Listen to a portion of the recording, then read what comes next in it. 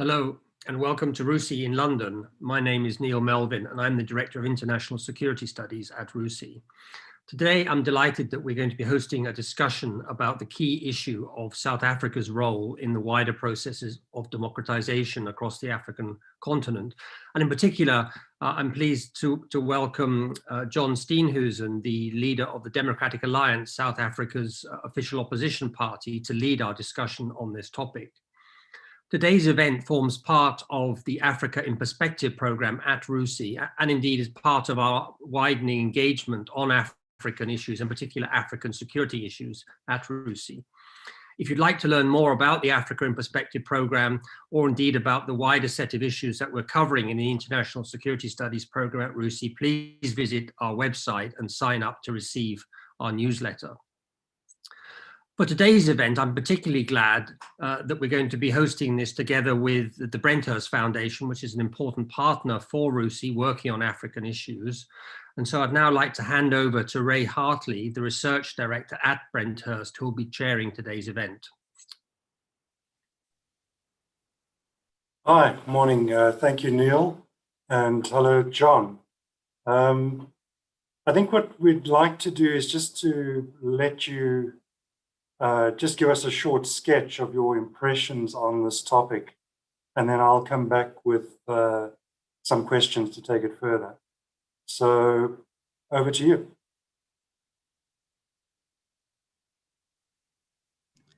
Thank you, Ray, and good morning. And let me just say what an absolute honor it is to be speaking to such a distinguished think tank as RUSI, and the incredible work that this think tank has done over many, many years, having read up on it, is really fantastic. And it is a huge, huge honor to be with each and every one of you this morning. And thank you for making time to come and listen to a few of the perspectives that I have on the situation in Africa and democracy and its impact on security, as well as economic and social well-being on the continent. It is a hugely important topic. It's one that's incredibly close to my heart, and I'm glad to be able to share these thoughts with all of you today. Of course, would love to have done so in person, but we're adapted now to the new normal of having to meet virtually like this. But it does mean that I can speak to you from an office in the Parliament in South Africa and speak with so many of you wherever you may be around the world. So I think that we start off by the point that this year has been a very tough year for the entire world. The double impact of the COVID-19 pandemic, together with economic hardship brought about by lockdowns and restrictions, has wrought incredible suffering on the people of every single nation. And the end, unfortunately, as we move into 2021, is not yet in sight. But while we have a good idea about how this crisis is playing out across Europe, Asia, and America, thanks to a year of non-stop news coverage, its effects across Africa have gone largely unreported in global news. Very few people know the impact the pandemic has had in Angola or Eritrea. We don't know accurate number of COVID deaths in Senegal or Malawi. And we don't know the full effect the pandemic has had on jobs, businesses, trade and tourism in Namibia, Tanzania, or Libya. And this is partly because much of this information is not readily available. But it's also because Africa is not the world's priority right now. For the Western world, the pressing issues are on their own doorstep, their own people, their neighboring countries, and their closest trading partners. While CNN, Sky, and Al Jazeera still do African features and reporting, the bulk of their focus is very much on the first world jobs, first world hospitals, and first world deaths. Elsewhere, governments are rolling out massive vaccination programs and reprioritizing budgets to offer stricken businesses and the unemployed some financial relief. But across most of Africa, that type of relief remains a pipe dream. Basic healthcare too was also already a huge challenge in parts of the continent before we had even heard of the coronavirus this time last year. And augmenting this healthcare and planning large-scale vaccination programs are simply not feasible projects for most of the countries here in Africa. Keeping people out of abject poverty and fighting hunger and malnutrition was already a losing battle for so many African countries before any trade, travel, or other restrictions were applied.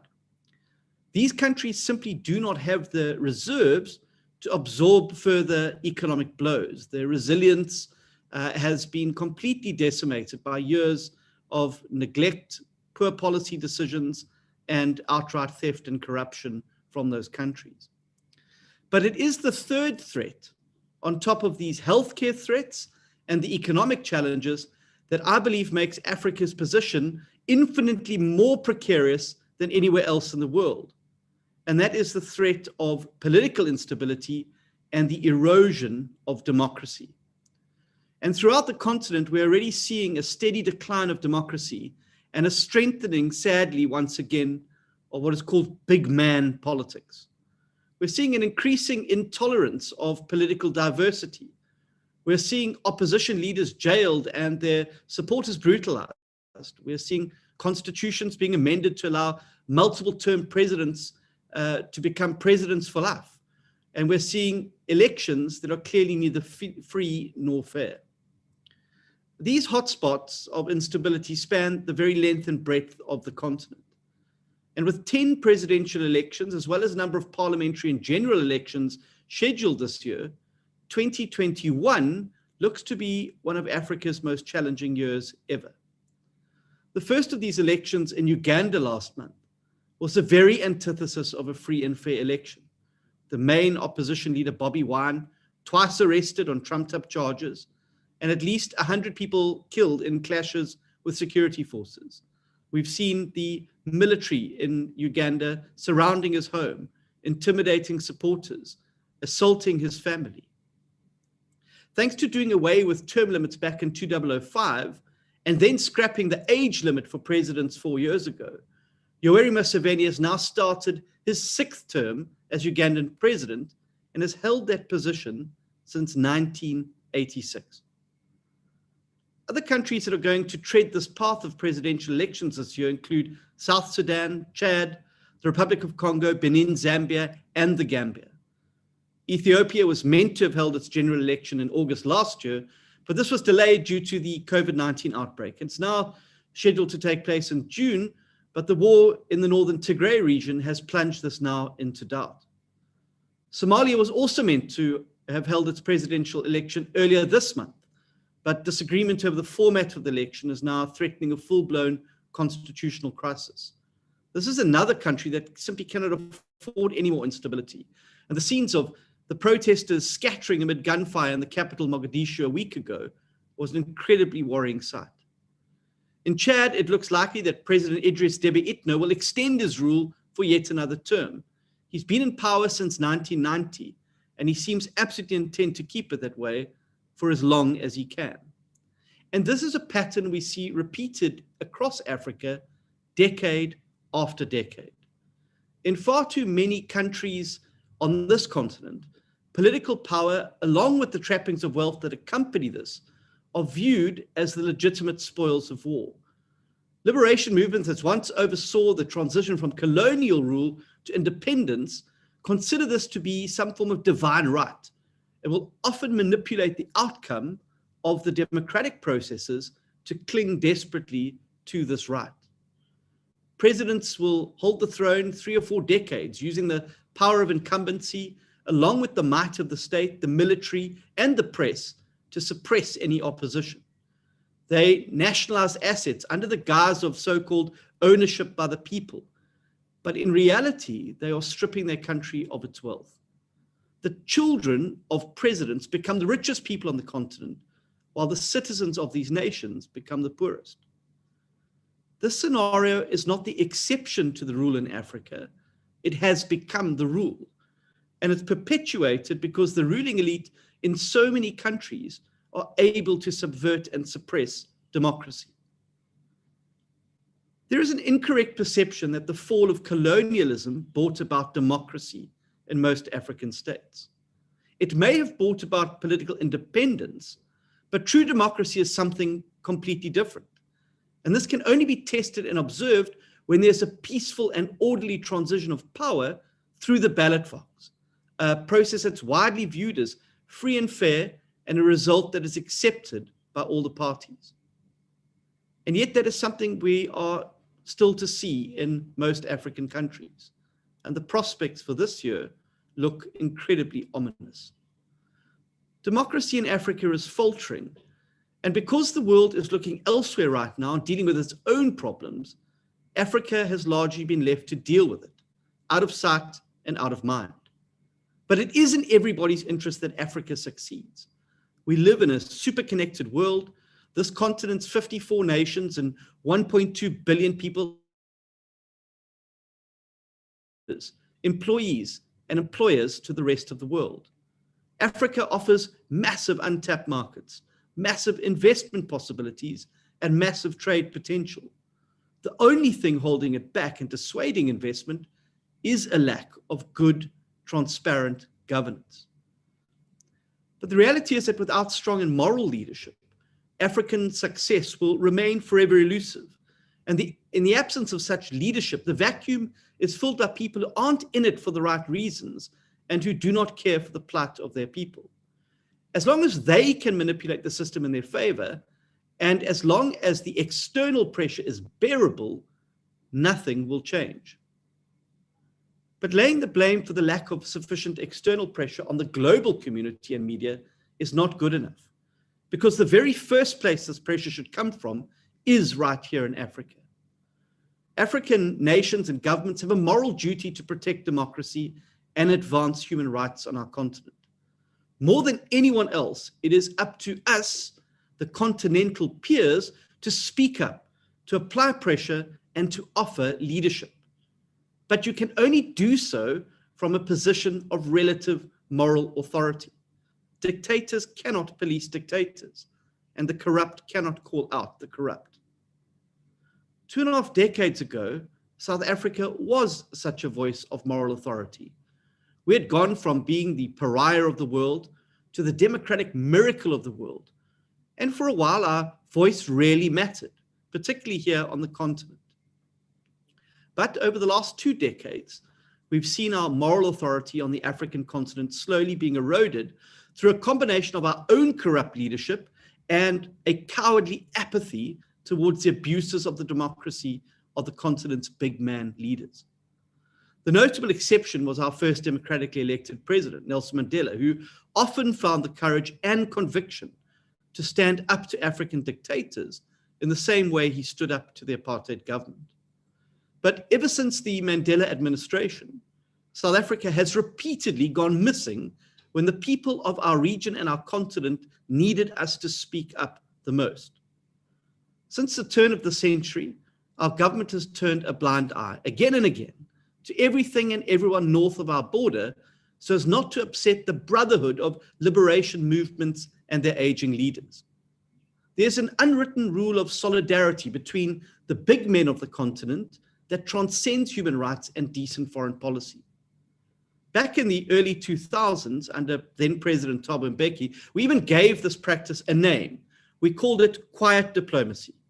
And our governments hid behind it as Robert Mugabe's ZANU-PF party stole elections and committed brutal acts of abuse and intimidation on the Zimbabwean people. We were told then that it's not our place to meddle in the affairs of another sovereign nation. They know what they're doing. Ever since then, our foreign policy in Africa, and particularly our willingness to speak out against the abuses by dictators and authoritarians, has been sliding down a slippery slope to where it is today, which is absolutely nowhere. We no longer have a clear foreign policy. We simply stumble from situation to situation. Consider for a moment that President Ramaphosa and the ANC have hardly said a single word about the recent Ugandan elections, the terrible situation in Zimbabwe, or the instability and violence in the northern Mozambique, where Islamic extremist Al-Shabaab are busy carving out a caliphate near the Tanzanian border. And all this in a year in which Cyril Ramaphosa, the president of South Africa, held the chair of the African Union. What a completely, thoroughly wasted year. When we have waded into situations in Africa, it's always been under a cloud of self-interest and often with disastrous effects. Just look at the South African National Defence Force's foray into the DRC or the ill-fated Battle of Bangui in the Central African Republic back in 2013. The reality is that our defense force is not in a position to play a meaningful role in the continent because of decades of underfunding and complete neglect. The last big procurement of military equipment ended up an absolute quagmire of corruption and maladministration, colloquially known as the arms deal. And today we have ships that don't leave the harbor, planes that don't fly, and submarines that don't work. Our state-owned arms manufacturer, Denel, has gone the very same way of every other state-run entity, hollowed out by corruption and entirely bankrupt. And thanks to budget cuts and poor planning, the average age of a full-time South African infantry troop is around 38 years old, almost twice of what it should be. In short, even if it wanted to, our military is really in no position to play a meaningful role in defending democracy on our continent. And this has left the entire region extremely vulnerable to the threats of extremism and the whims of dictators. What South Africa desperately needs is an extensive defense review, and this time one that includes Treasury, because the last time we conducted a defense review, it ended up just as a fantasy wish list that went absolutely nowhere.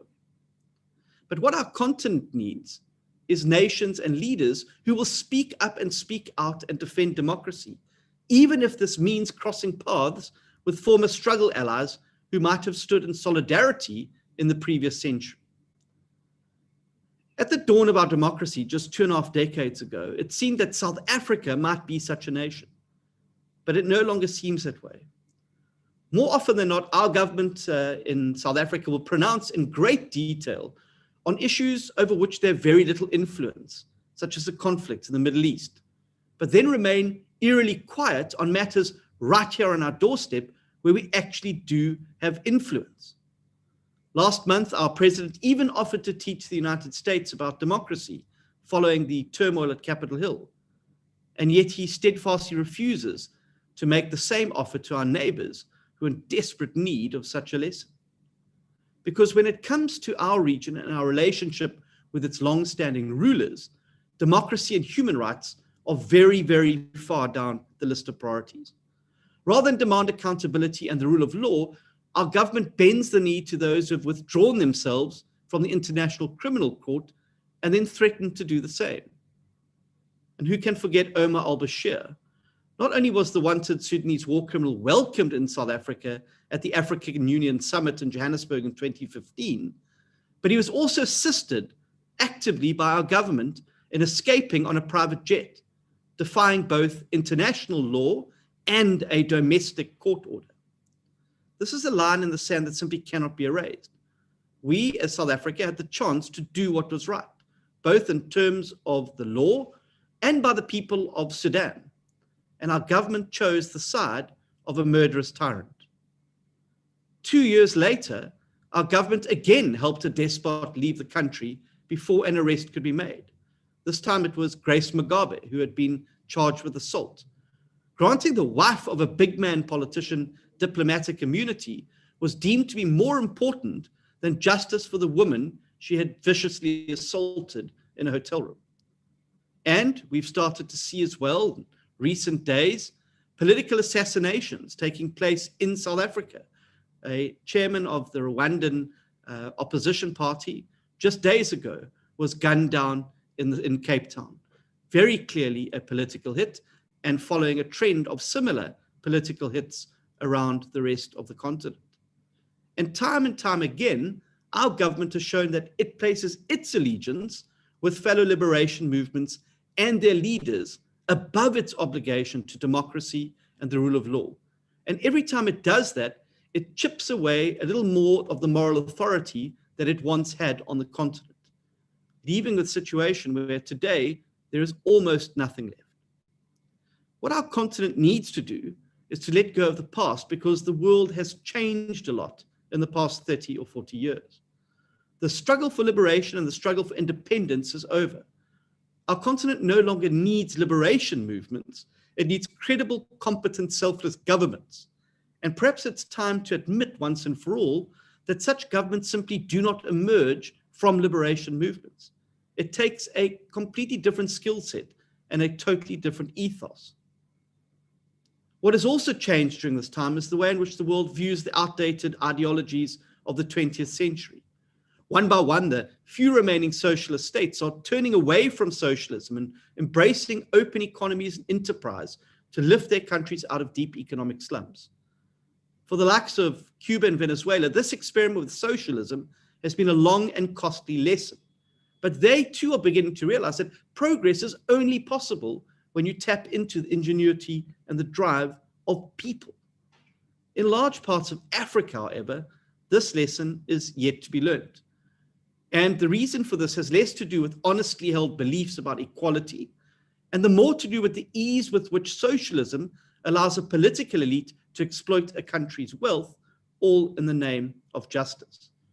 Just look at a country like Angola, where socialist policies provided a fig leaf for the large-scale extraction of wealth by one family.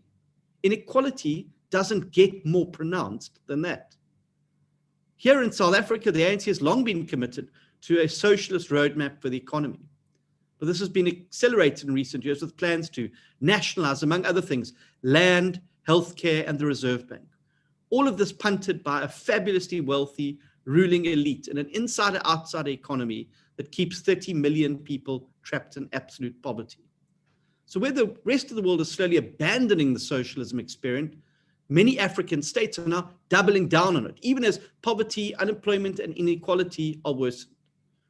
It's no secret that there is a correlation as well between greater state control over the economy and tendencies towards authoritarianism and dictatorship. As failed governments start hemorrhaging support, they turn automatically to populist promises of the socialist utopia to try and stem the electoral bleeding. Until these governments face repercussions in elections, they will continue to do so, and Africa will continue to fall further and further behind. The only way forward for the continent is to embrace both modern democracy and a modern economy, to let go of the ties and allegiances of the past century and to step boldly into the future. If Africa is to succeed, it needs to put every big man politician out to pasture, along with the network of wealth extractors that have risen around these parasitic leaders. Africa needs the balance restored between public and public servant. It needs to demand real accountability from its leaders, and it needs to realize that this accountability can only be enforced through the ballot box. It needs to understand and realize the incredible power of democracy. And it also needs to know the difference between a liberation movement and a government. Those 10 African nations who will elect new leaders this year must be given a reason to believe in the democratic process. They must know that going to the polls can and should be so much more than simply expressing an age-old loyalty to an incumbent party. But for any of this to happen, these nations need allies. They need voices on the continent that will support their own fight for true democracy. They cannot afford neighbors who look away and pretend to see and hear nothing. They need an African Union with fortitude and resolve. And here in the SADC region, they need a South African government that has rediscovered its backbone and its moral authority. If that's not the ANC government, then a different government that is prepared to do so. Thank you very much. Oh, thank you, John. Just wanted to try and focus on South Africa and the COVID pandemic and the lockdown. And what has been the opposition experience over the last year? I think that in a lot of countries, there have been these elections that have taken place where COVID has been used as an excuse to ban, rallies and all that kind of mass activities. South Africa has not had an election, but will have an election this year. We're scheduled to have local government elections. How do you anticipate the lockdown environment will affect those elections? Yeah, it's been a very tough year for political parties, and particularly opposition parties who've been excluded from the government response to the pandemic. We've had the experience here in South Africa of very hard lockdown. In fact, we've had the longest and hardest lockdowns in the world, with huge constraints on civil liberties, big curfews, bans on food, on alcohol, bans on political activity.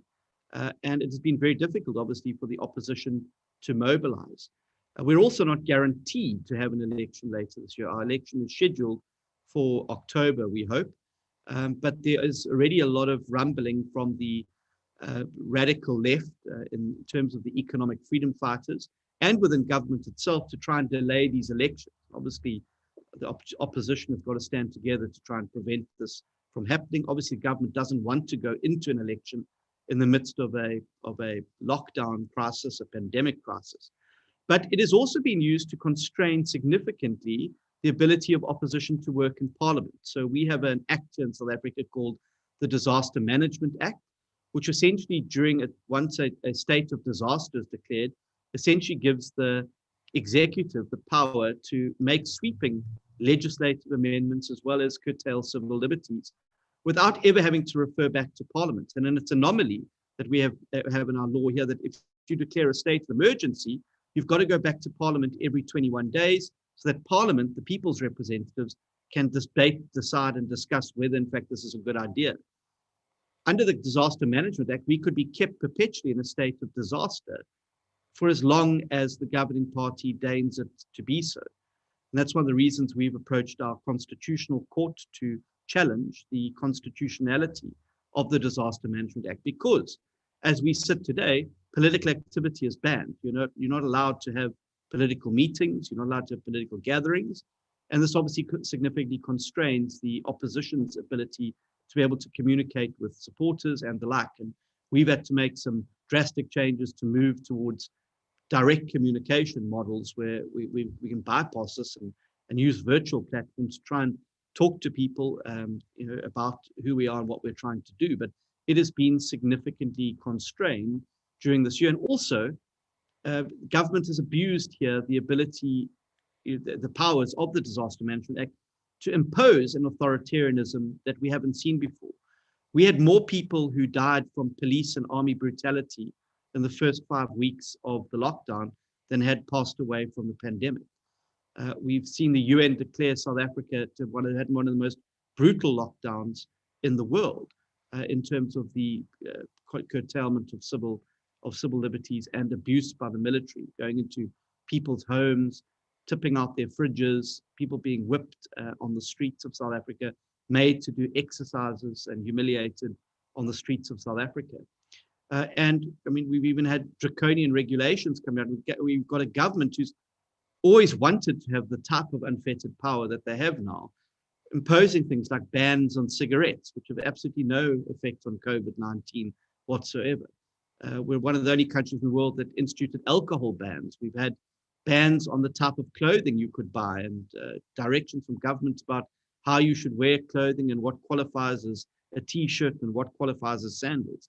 So it's COVID-19, my fear for Africa, but certainly brought about on the fears of South Africa, is that it is the radar under which I think a greater sense of authoritarianism is going to take foot. And my big worry is that having tasted this authoritarianism, I think there's going to be very few governments around the continent who will be willing to put down that spoon once the pandemic has passed. Thanks, John. I just wanted to go to a question that Wade Emerson has asked. He's asking about the divisions within the ANC, which I think have become very pronounced. For those who don't follow South Africa very closely, the former president is refusing to testify at the Zondo Commission into corruption, and there's now a constitutional court order that he should testify, and he has basically announced that he will be ignoring that and not testifying. And there is now a standoff within the party to some extent. Perhaps you could just give us an idea of the complicated politics in the ruling party and how does that affect the political environment? Well, I think that there's an old saying that, if you leave power lying around, somebody's going to pick it up. And I think that's what we've seen with the president of South Africa, who who rode into power on a wave of reform and adulation and excitement that, after the years of corruption, maladministration, and theft of public money by Jacob Zuma, we were going to see a new beginning. But it has been a faltering start, and I think the president is starting to weaken and is unable to stand up to his own associates. And having sensed that weakness, the enemies of growth in South Africa within the ANC have started to pick up that power. And it's typified by people like Jacob Zuma and the Secretary General of the governing party, Ace Magashule, who's also in court facing corruption charges and is defying an order by his party to step aside pending the outcome of these hearings. And they are becoming, both him and Mr. Zuma, are becoming rallying points within the ANC for the enemies of Cyril Ramaphosa. I think a lot of people don't realize that Mr. Ramaphosa only got elected by the slimmest majority at the ANC conference. So his hold on power is tenuous. It's not, he doesn't have a solid constituency within the ANC. And the longer he's dithered on making reforms and acting against the enemies of growth and the corrupt, the longer he's allowed them to pick up the power that he's left lying on the floor. And that is why you're seeing this factionalism within the governing party now, where you've got essentially what's called the radical economic transformation faction against what's called the New Dawn or the reform faction headed up by Cyril Ramaphosa.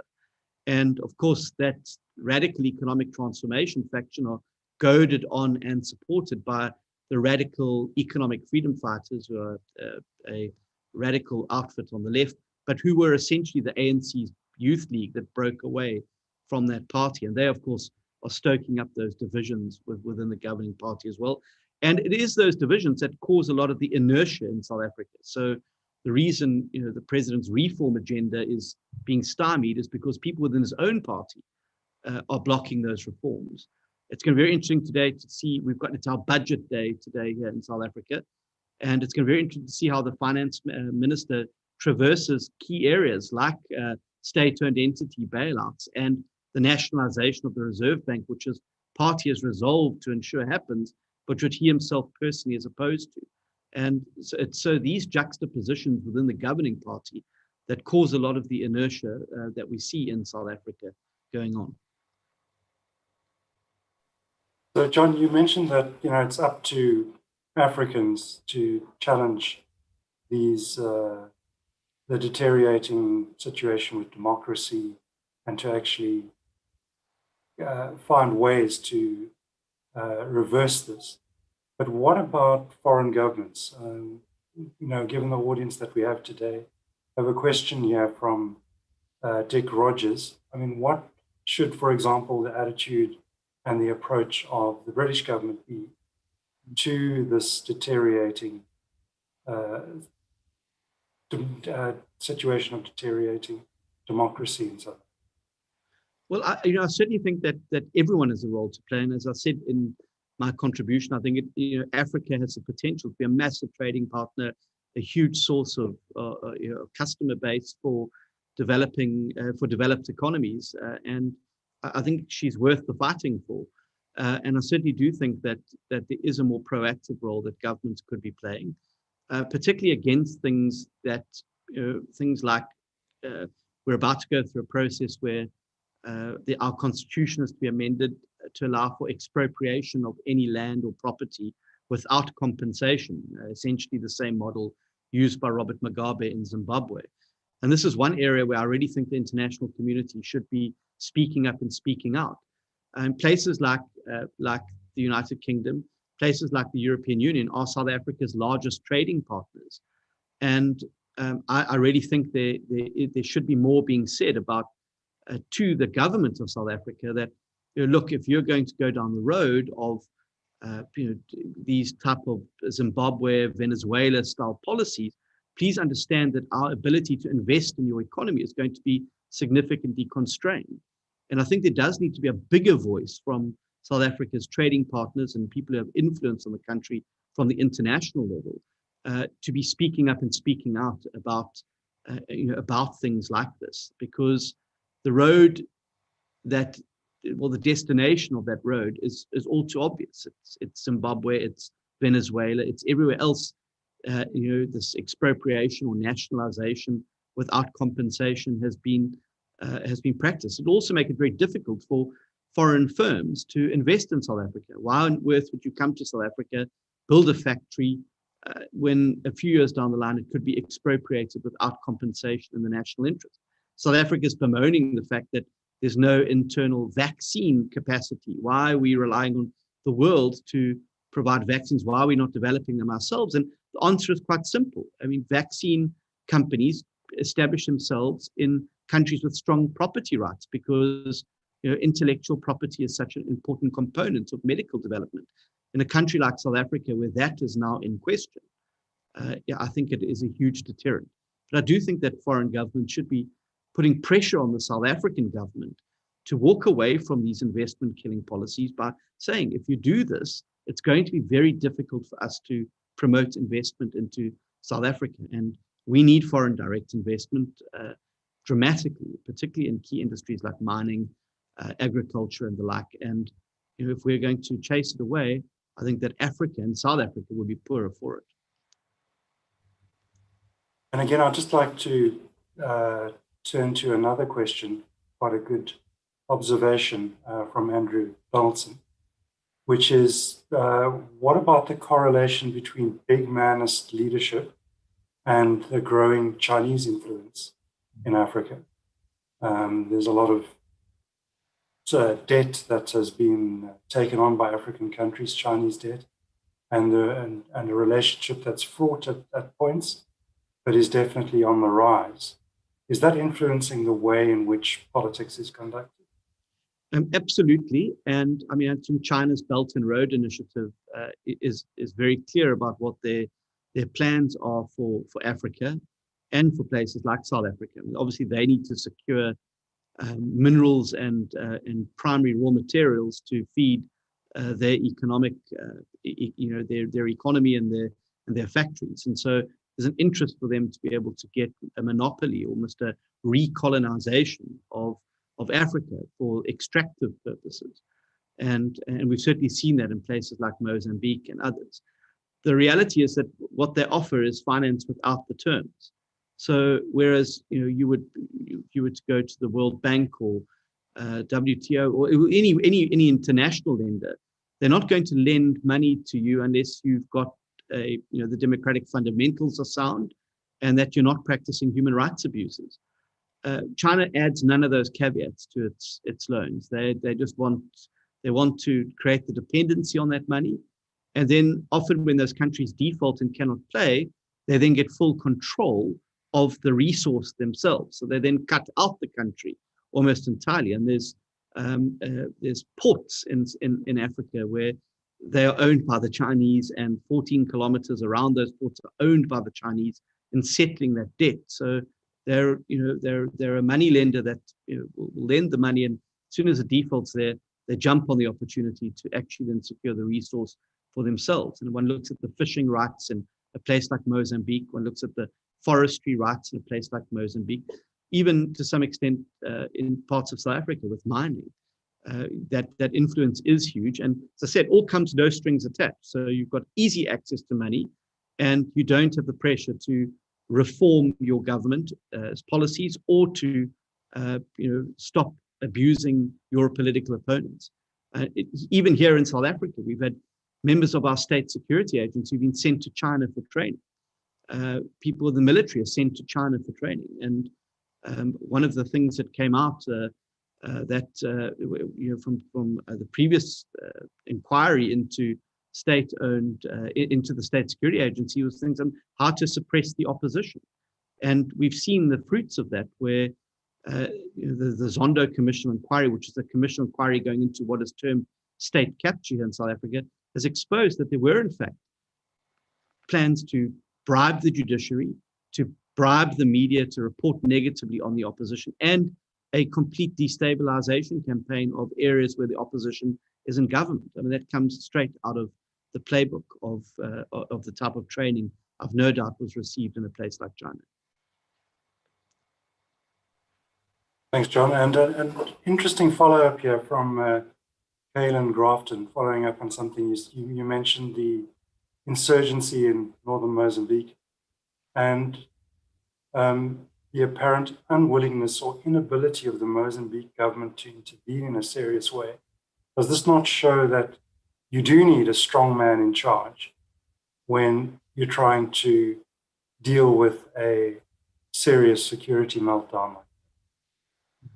Well, I think you need a strong government in charge. I think that's important. If one looks at a response around the rest of the world, it has been strong governments that have been able to repel these types of threats.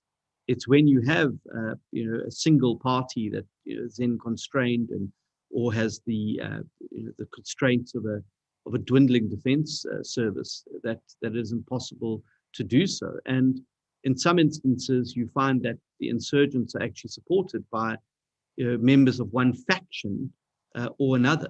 So I think that the question, I think that the answer to the question is that you need strong governments that are able to put together a comprehensive response towards repelling these types of threats and insurgency, and it has the legitimacy to be able to expel those insurgents without allowing them to play to whatever factions within the body politic that are taking place.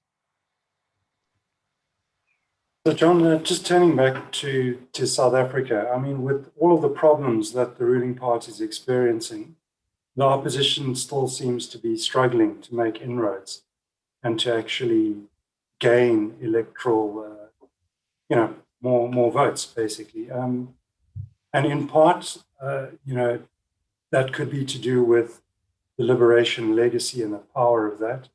But we're, a couple of decades past that now in South Africa, and yet we don't seem to see that change or shake-up happening.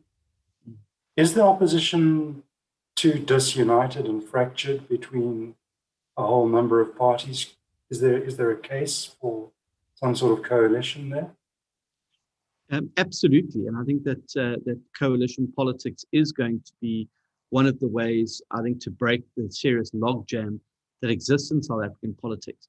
But I think that in South Africa, unlike other countries to the north of us, the trend has been different.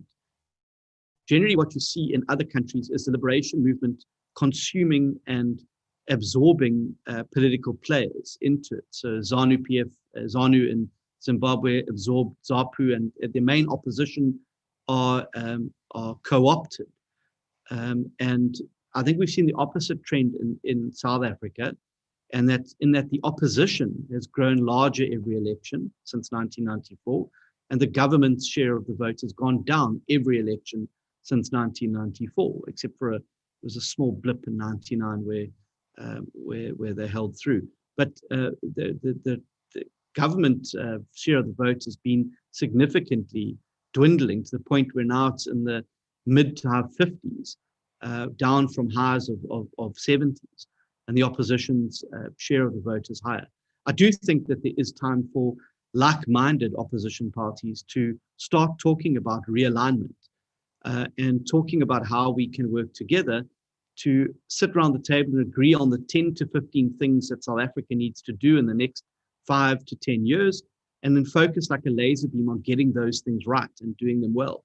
How do you establish the reform agenda to reform your economy to compete in a modern world?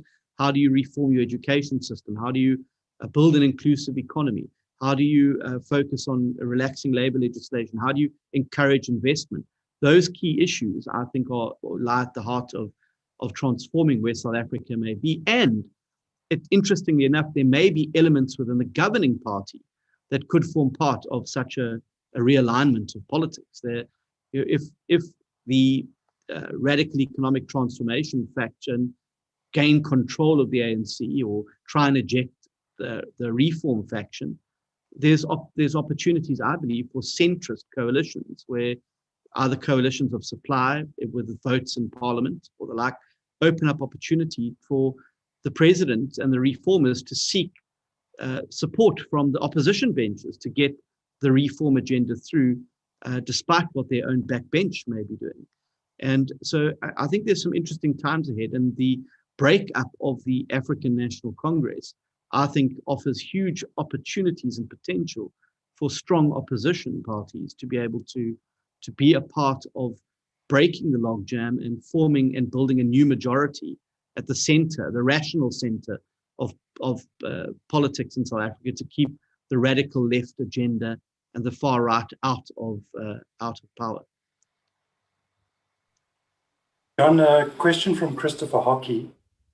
Should South Africa be playing a military role in Cabo Delgado?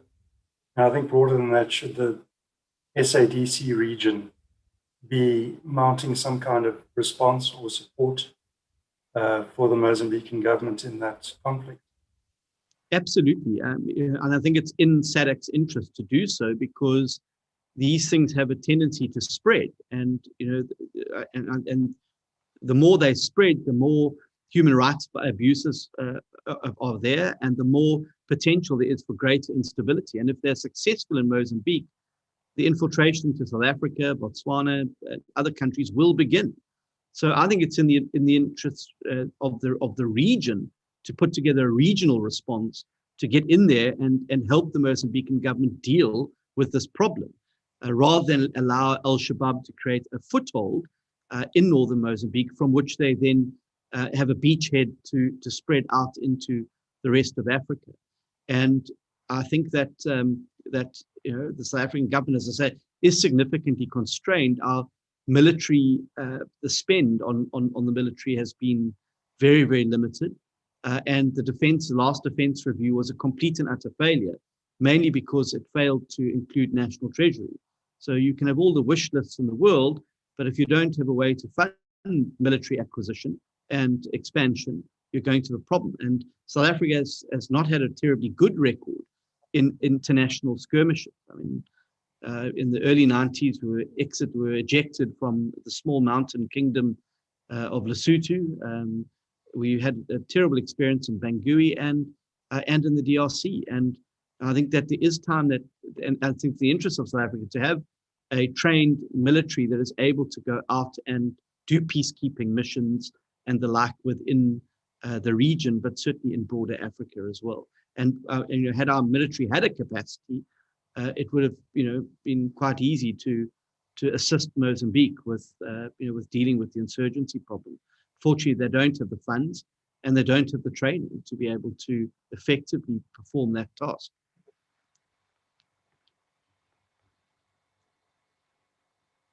Unmute. That's I only did one mute failure so far in this entire webinar, so that's a success. I'd just like to hand over to Neil, who would like to ask a question. Neil? Yeah, thanks very much, Ray, and thanks, John, for this very important and sort of thought-provoking talk.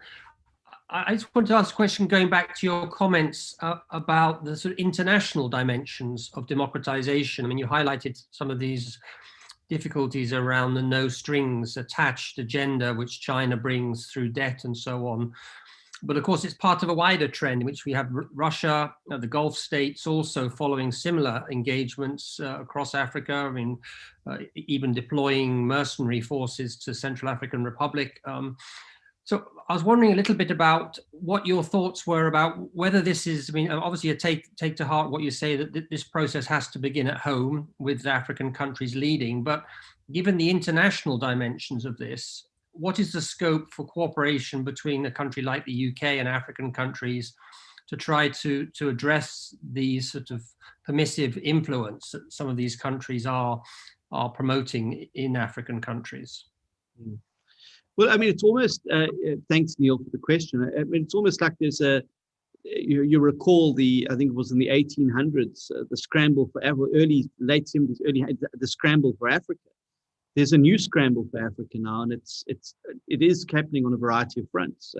And the countries you mentioned, particularly Russia and China, are playing a very, very big role in that.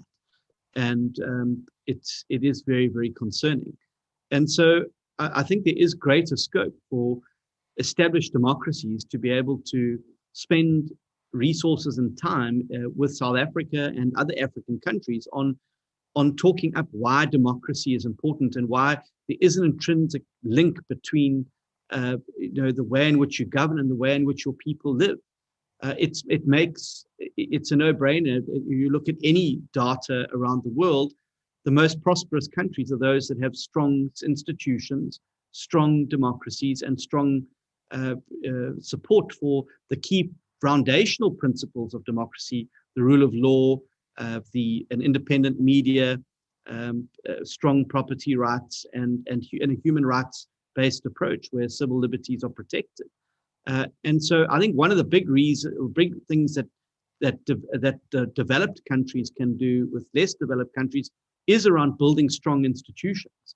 How do you build a civil service that's not simply an extension of the governing party? How do you build strong institutions that are able to be watchdogs on the African continent? So it can go beyond just the politics, but also what are the institutional foundations that you need to build a democracy, and then to ensure that democracy is able to sustain itself. And I think if you look at all the success countries in the world, wherever they may be, in whichever region, those that have succeeded are those that have built those institutions from the ground up. And it's those institutions that keep those countries on the right track. And I think that the institutional capacity in Africa is greatly diminished, which is why you see this flip-flopping between democracy and then back to authoritarianism, and back to democracy, back to authoritarianism, because we lack the institutions that are there to help hold the course and are able to weather the politics, but are able to keep the country holding forth. And that's largely as a result of say, lack of capacity, but also active cadre deployment into the civil service and into those state institutions, where they become just merely, as I say, extensions of the governing elite.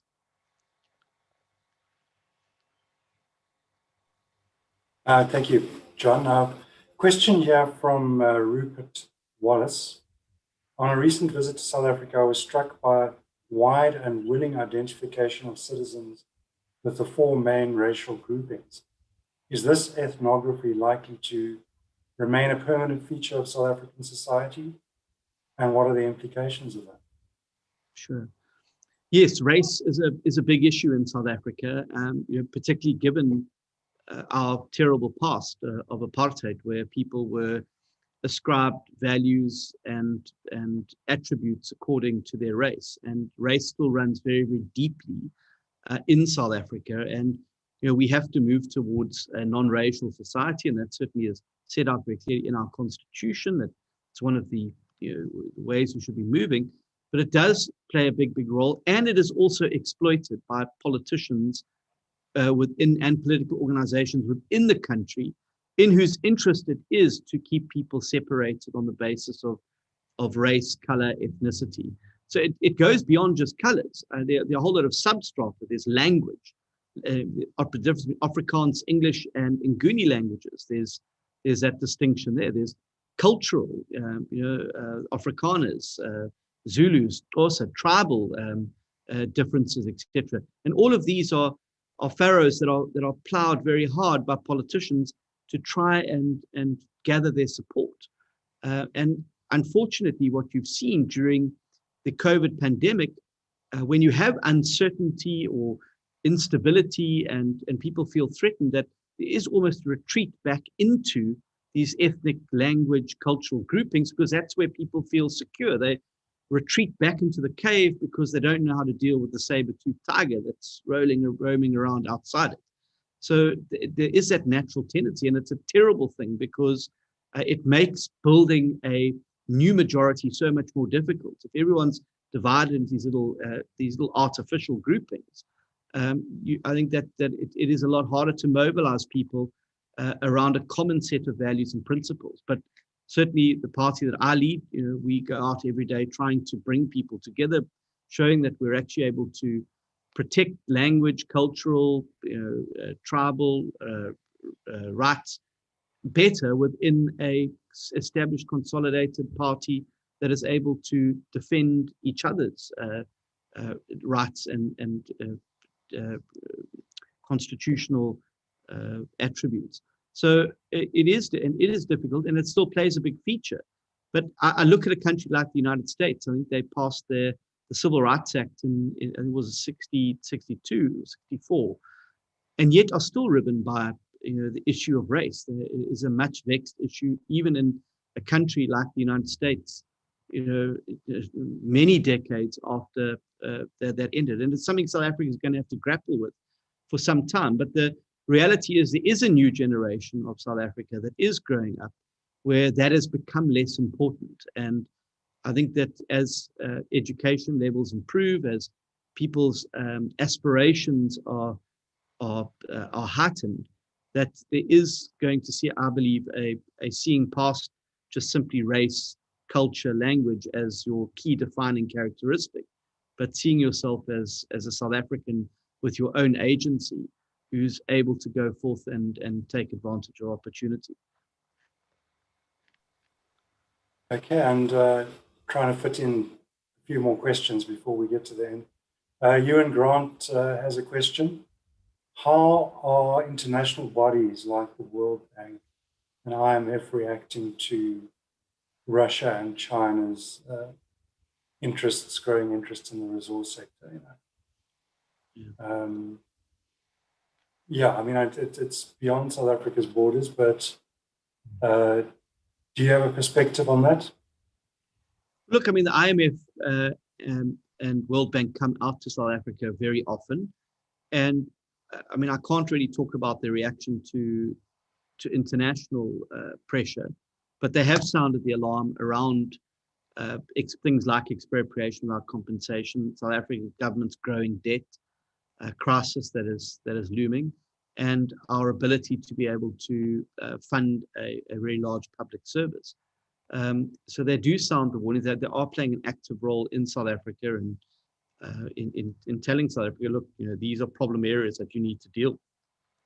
None of their reports I've read specifically deal with the China-Russia axis, but I do think that their growing interest and their guidance is predicated on the fact that they would rather be doing that than just simply having a laissez-faire approach and allowing somebody else to step into the vacuum, which is why I still think they keep up actively their role in visiting South Africa, meeting with stakeholders and understanding what is going on here.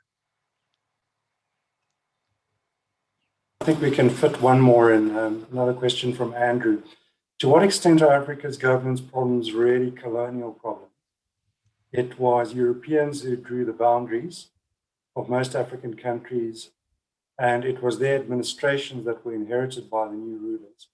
And they weren't dismantled or replaced, but ceded. So is that legacy so powerful that it still carries weight to this day? Look, absolutely. I don't think that one can downplay what centuries of colonialism and dispossession have had on Africa. And, I think that it is a reality that there were abuses under colonialism, that it did subjugate people, it did separate people, it did create artificial borders.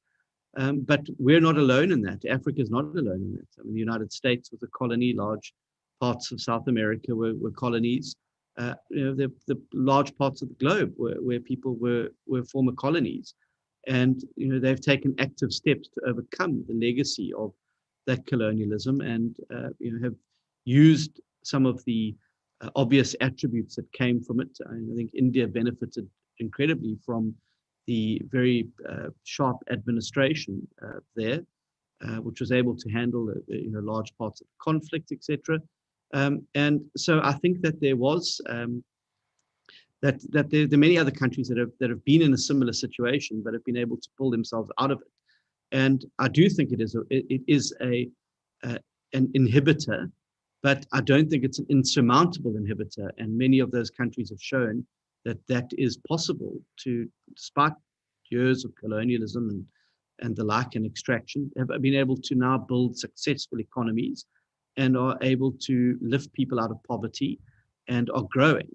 So I think that we must also accept the fact that it is an element of our past, but we can dwell on that and try and re-prosecute the past, or we can own the future And I think there's lots to be said for getting out there and owning the future and doing the things that need to be done to build solid democracies and inclusive economies, so that we really can exorcise the legacy of colonialism, and in South Africa's case, apartheid, from the country. Thanks, John. I think we're out of time now, and just like to thank you very much for a very insightful contribution. And I'd like to just hand over to Neil for the final word.